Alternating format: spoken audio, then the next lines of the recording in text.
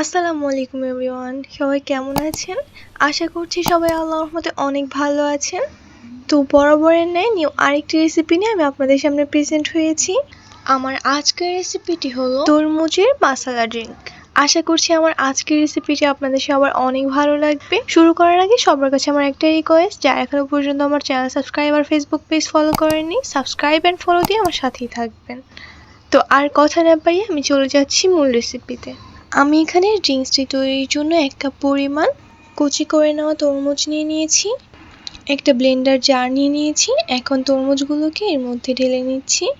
চিনি দিয়ে দিচ্ছি 1 টেবিল স্পুন পরিমাণ। আর আপনারা চাইলে কিন্তু এই চিনির পার্টটা স্কিপও করতে পারেন, কারণ তরমুজ নর্মালি মিষ্টি হয়ে থাকে। বিট লবণ দিয়ে দিচ্ছি স্বাদ মতো, তবে আপনারা চাইলে এখানে নর্মাল লবণটাও ইউজ করতে পারেন।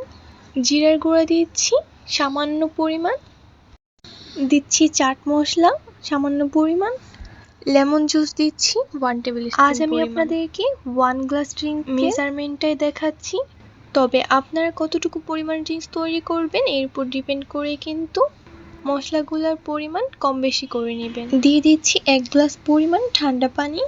এবার এটাকে ভালোভাবে ব্লেন্ড করে নিচ্ছি।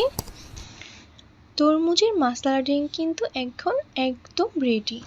আমার আজকের এই ড্রিঙ্ক রেসিপিটি আপনাদের কেমন লাগলো সেটা কিন্তু অবশ্যই কমেন্ট সেকশনে জানিয়ে দিবেন।